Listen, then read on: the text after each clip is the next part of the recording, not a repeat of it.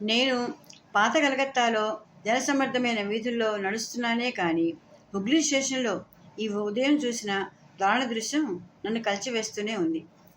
నిన్న రాత్రి మా రైలు దట్టమైన అడవి గుండా వస్తున్నప్పుడు పట్టాలపై పడుకున్న ఒక చిరుతపులిని ఢీకొంది.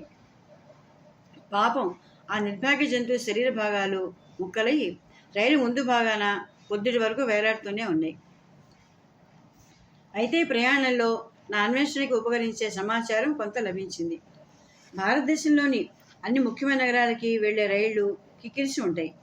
నేను పైతరైలు టికెట్ కొనటం వలన బెర్త్ సంపాదించగలిగాను.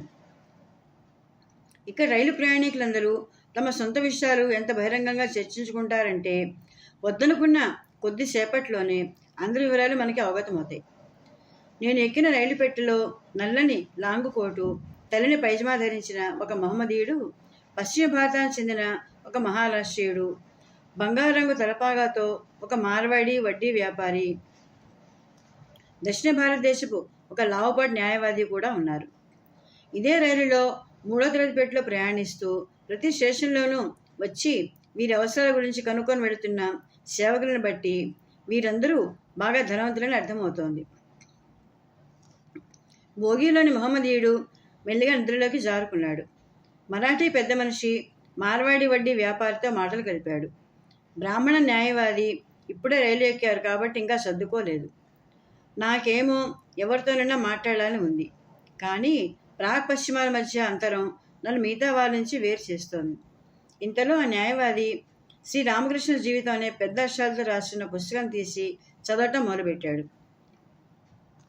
ఇదే అవకాశంగా నేను ఆయనతో మాటలు కలిపాను. భారతదేశ ఋషి పరంపరలో రామకృష్ణ చివరివారు అని ఇదివరలో ఒకరు నాతో చెప్పిన విషయం గుర్తుకొచ్చింది. ఆ విషయం గురించి ప్రశ్నించగానే ఆయన కూడా సంతోషంగా స్పందించాడు. మేము అత్యున్నతమైన ఆచార విషయాల నుంచి అది సామాన్యమైన గృహ విషయాల వరకు మాట్లాడుకున్నాం. రామకృష్ణ పేరు ఉచ్చరించినప్పుడల్లా ఆయన గొంతులో మార్దవము, ఆయన కళ్ళలో కాంతి ప్రత్యక్షమవటం నేను గమనించాను. ఆయనకి ఒక గురువుగారు ఉన్నారని, ఆ గురువుగారు రామకృష్ణ శిష్యుల్లో ఇంకా జీవించి ఉన్న 2-3 ఒకరని ఆ న్యాయవాదితో జరిపిన 2 గంటల సంభాషణలు నేను గ్రహించాను.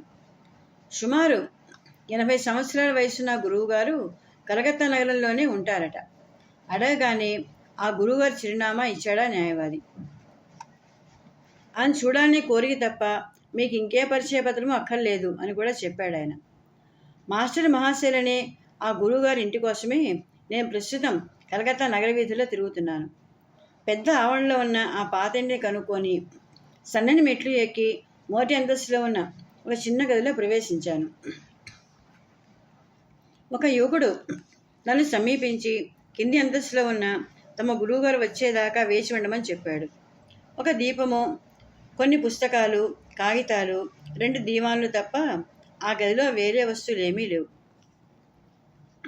కొద్ది నిమిషాల్లోనే ఒక వృద్ధుడు మెల్లిగా మెట్లెక్కి గదిలో ప్రవేశించాడు. బట్టతల, పొడుగైన గడ్డము, తెల్లని మీసాలతో ఆయన బైబిల్లోని ఒక గౌరవనీయమైన పాత్ర రూపుదాల్చిందా అన్నట్టు కనిపిస్తున్నాడు. ఆయనే మాస్టర్ మహాశైలని ఎవరూ చెప్పాల్సిన అవసరం లేకపోయింది. ఆయన ఒక దివాన్పై కూర్చొని మెల్లిగా నా వైపు తిరిగారు. ఆయన సాన్నిధ్యంలో నా వ్యక్తిత్వంలో భాగంగా మారిన తృణీకార భావము, హాస్య ప్రవృత్తి, ద్వేషభావము, సందేహ స్వభావము అన్నీ అణగారిపోయినట్టు అనిపించింది. భగవంతుల్లో దృఢ విశ్వాసము, ప్రవర్తన నిబద్ధత ఆయన వ్యక్తిత్వంలోనూ రూపంలోనూ ప్రతిఫలిస్తున్నాయి. ఆయన చక్కటి ఉచ్చారణతో ఆంగ్లంలో మీకు స్వాగతం అంటూ తన దివాన్పై వచ్చి కూర్చొని నన్ను పిలిచారు. నా చేతిని కొద్దిసేపు పట్టుకున్నారు. నా గురించి పరిచయం చేసుకొని నా రాకలోని ఆంతర్యాన్ని తెలియపరిచాను. అంతా విని నా చేతిని ప్రేమగా నిమురుతూ ఇలా అన్నారు. ఒక గొప్ప శక్తి నిన్ను భారతదేశానికి రమ్మని ప్రేరేపించి నీకు మా దేశంలోని యోగి పుంగోలతో సాన్నిధ్యం కల్పిస్తున్నది. దీని పరమార్థమేమిటో భవిష్యత్తులో బయటపడుతుంది. నువ్వు కొద్దిగా ఓపి పట్టాలి. మీ గురువుగారైన రామకృష్ణ గురించి ఏమైనా చెప్పగలరా అని అడిగాను. నాకు అత్యంత ప్రీతిపాత్రమైన విషయాన్ని నువ్వు ప్రస్తావించావు. ఆయన మమ్మల్ని వదిలి అర్ధ శతాబ్ది దాటినా ఆయన జ్ఞాపకాలు ఇప్పటికీ నా మనసులో తాజా సువాసన వెదజల్లుతున్నాయి. నాకు 27 సంవత్సరాల వయసులో ఆయన చేరువైన నేను ఆయన జీవితంలోని చివరి 5 సంవత్సరాలు ఆయన సాంగత్యంలోనే గడిపాను. దానితో నా జీవిత దృక్పథమే మారిపోయింది. తనను దర్శించిన వారందరికీ గొప్ప ఆధ్యాత్మిక అనుభవాలు పంచారు ఆయన. పూర్తిగా భౌతికవాదులు అయిన వారు కూడా ఆయన ముందు మోగపోయేవారు. ఆత్మప్రధాన వాదంలో నమ్మకం లేని అటువంటి వ్యక్తులు ఆధ్యాత్మికతకి అంత గౌరవం ఎలా ఇవ్వగలిగారు? ఆశ్చర్యంగా అడిగాను. చిరునవ్వుతో మహాశయులు ఇలా అన్నారు. 2 వ్యక్తులు మిరియాల పొడిని రుచి చూశారు అనుకుందాం. ఒక అతనికి దాని పేరు ఏమిటో తెలియదు. ఇదివరకన్నాడు మిరియాలని చూడలేదు కూడాను. రెండో వ్యక్తికి మిరియాల గురించి తెలుసు. అతను వెంటనే గుర్తుపట్టాడు. ఇప్పుడు చెప్పు, ఇద్దరికి మిరియాల పొడి ఒకే రకమైన అనుభూతిని కలిగించిందా లేదా? ఇద్దరికి నాలుక మండుతుందా లేదా? అదేవిధంగా రామకృష్ణుల ఆధ్యాత్మిక వైభవం గురించి ఈ భౌతికవాదుల అజ్ఞానం, ఆయన నుంచి ప్రసరించే ఆధ్యాత్మిక ప్రవాహాన్ని వారు అనుభవించకుండా ఆపలేకపోయింది. అలా అయితే ఆయన నిజంగా ఒక అద్భుత ఆధ్యాత్మిక మహనీయుడే ఉండాలి. నా ఉద్దేశంలో అయితే అంతకంటే ఎక్కువే. రామకృష్ణుడు చాలా సాధారణమైన వ్యక్తి. తన పేరు కూడా రాయలేని నిరక్షరాస్యుడు కూడా. తన వేషభాషల్లో అత్యంత సాధారణంగా ఉండేవారు. కానీ భారతదేశంలోని అత్యున్నత విద్యావంతులు, నాగరికులు ఆయన ఆరాధించేవారు. రామకృష్ణుల ఆధ్యాత్మిక తత్వాన్ని వారందరూ స్వయంగా అనుభవిస్తూ ఆయన ప్రణమిల్లేవారు. భగవతత్వం ముందు మన అతిశయము, సంపదలు, భోగభాగ్యాలు, పదవులు అన్నీ కూడా అల్పమైనవేనని ఆయన బోధించారు. మేమెంత అద్భుతమైన రోజులు ఆయనతో గడిపామో కదా. ఒక్కోసారి ఆయన ధ్యానంలోకి వెళ్ళిపోతే ఆయన దైవ స్వరూపమే తప్ప మానవ మాత్రుడు కాడని మాకు అనిపించేది.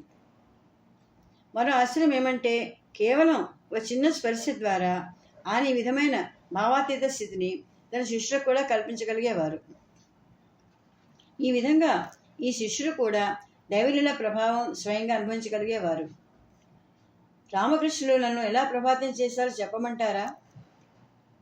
నేను పాశ్చాత్య పద్ధతులలో విద్య అభ్యసించాను. నేను ఒక గొప్ప మేధాననే అహంభావం కలిగి ఉండేవాడిని. ఇంగ్లీషు, చరిత్ర, రాజకీయ, ఆర్థిక శాస్త్రాలలో ఆచార్యుడిగా కలకత్తాలోని వివిధ కళాశాలలో పనిచేశాను. కలకత్తా నుంచి కొద్ది మైళ్ళు ఎగువన నది ఒడ్డున దక్షిణేశ్వర ఆలయంలో రామకృష్ణులు ఉండేవారు. వసంతకాలంలో ఒకరోజు తన ఆధ్యాత్మిక అనుభవాలు చిన్న చిన్న మాటలతో ఆయన వర్ణించి చెప్పడం నేను విన్నాను. ఆయనతో వాదిద్దామని ప్రయత్నించాను. కానీ మాటల్లో వర్ణించలేని ఆనందం ఆయన సాన్నిధ్యంలో లభించడంతో నా నోరు పెగలలేదు. తరువాత ఆ దైవ స్వరూపుణ్ణి మళ్ళీ మళ్ళీ దర్శించుకున్నాను. ఒకరోజు ఆయన నవ్వుతూ ఒక నెమలికి ఒకరోజు 4 గంటలకి నల్లమందు తినిపించాను. మన్నాడు సరిగ్గా అదే సమయానికి నల్లమందు కోసం నెమలి మళ్ళీ వచ్చింది అన్నారు. అది నిజమే. రామకృష్ణ సాన్నిధ్యంలో నేను అనుభవించిన ఆత్మానందం ఇదివరకన్నడూ అనుభవించలేదు. మరి ఆ విధంగా సాధారణ దర్శకుడి నుంచి రామకృష్ణుల ఆంతరంగికుల్లో ఒకడు నేనాను. ఒకరోజు గురువుగారు ఇలా అన్నారు. నీ కళ్ళు, ముఖ కవళికలు చూస్తూ ఉంటే నీవు ఒక యోగివి అనిపిస్తోంది. అందుకని ఏ పని చేస్తున్నా నీ మనస్సుని దేవుని మీదే లగ్నం చేయి. భార్య, పిల్లలు, తల్లిదండ్రులు అందరూ నీ సొంత మనుషులే అని వారితో గడుపుతూ ఉండు. అయితే తాబేలు కనుక నీటిలో ఈదుతున్నసేపు దాని దృష్టి ఒడ్డున తను పెట్టిన గుడ్ల మీదే ఉన్నట్లు సంసారంలో అన్ని పనులు చేస్తూ కూడా నీ మనసు దైవంపై నిలిపి ఉంచు.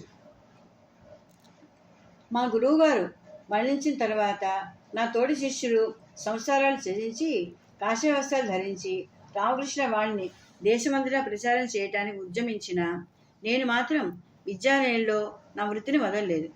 సంసారంలో ఉంటున్న ఈ ప్రపంచంతో సంబంధం లేకుండా ఉన్నానని నిరూపించుకోవడానికి ఒక్కొక్కప్పుడు అర్ధరాత్రి వేళ వెళ్ళి సెనెట్ హౌస్ వరండాలో పడుకున్న అభాగ్యుల మధ్య నిద్రపోయేవాడిని. ఈ విధంగా నాదంటూ ఏమీ ఉంచుకోలేదనే భావన కలిగేది. రామకృష్ణ మరణించిన భారతదేశ నలుమూలల ఆయన ఆంతరంగిక శిష్యులు మార్గదర్శకత్వంలో సామాజిక, వైద్య, విద్య, ఇతర రంగాల్లో ప్రారంభించి అమలు చేస్తున్న ఎన్నో నిర్మాణాత్మక కార్యక్రమాలు మనకు కనిపిస్తాయి. అయితే అద్భుత శక్తి ప్రభావం వల్ల మార్పు చెందిన ఎన్నో హృదయాలు, జీవితాలు మన దృష్టికి రావు. ఆయన ప్రవచనాలు బెంగాలీలో రాసిన అదృష్టం నాకు కలిగింది. అవన్నీ పుస్తకాల రూపంలో బెంగాల్లో ప్రతి ఇంట్లోనూ ప్రవేశించినాయి. అంతేకాదు భారతదేశమంతటా వ్యాపించి ఉన్నాయి. దీన్ని బట్టి రామకృష్ణ ప్రభావం ఎంతగా విశ్వవ్యాప్తమైందో నీకు తెలుస్తుంది. ఇంతవరకు చెప్పి ఆగిన మహాశైల ముఖంలోకి చూస్తూ ఉంటే ఆయన పొందుతున్న గౌరవ మర్యాదలకు కారణం ఆయనలో మూర్తి ఉపయోగించిన మంచితనం, ధర్మనిష్ట, పవిత్రత, నిజాయితీ వంటి సద్గుణాలే అని ఎవరికైనా అర్థమవుతుంది. తన జీవితమంతా కూడా మనస్సాక్షికి అనుగుణంగానే నడుచుకున్న మహనీయుడు ఆయన. కేవలం విశ్వాసం మీదే జీవించడం కాకుండా హేతువుని, మేధని కూడా సంతృప్తిపరచాలనే వారితో శ్రీరామకృష్ణుడు ఏమనేవారో తెలుసుకోవచ్చా? మెల్లిగా ప్రశ్నించాను. అటువంటి వారిని ప్రార్థన చేయమని ఆయన చెప్పి ఉండేవారు. ప్రార్థన ఎంతో శక్తివంతమైంది. ఆధ్యాత్మికంగా ఉన్నతులైన వారిని తన వద్దకు పంపమని ఆయన మనస్ఫూర్తిగా భగవంతుని ప్రార్థించారు. తర్వాత కాలంలో ఆయన శిష్యులు, అనుచరులు అయిన వారంతా అప్పటి నుంచే ఆయన వద్దకు రావడం ప్రారంభించారు. అసలు ఎప్పుడు ప్రార్థన చేయని వారి సంగతి ఏమిటి? ప్రార్థన అనేది చివరి అస్త్రం అన్నమాట. మానవ మీద సాధించిన దాన్ని కూడా ప్రార్థనతో సాధించవచ్చు. ప్రార్థన నా తత్వానికి సరిపడదు అనేవారి మీరేం చెప్తారు? అటువంటి వారిని, ఆత్మానందాన్ని అనుభవించిన నిజమైన యోగులను తరచూ కలుస్తూ ఉండమంటాను. అలా తరచుగా కలవటం వల్ల అంతర్గతంగా దాగి ఉన్న ఆధ్యాత్మిక అనుభూతి బహిర్గతం అవుతుంది.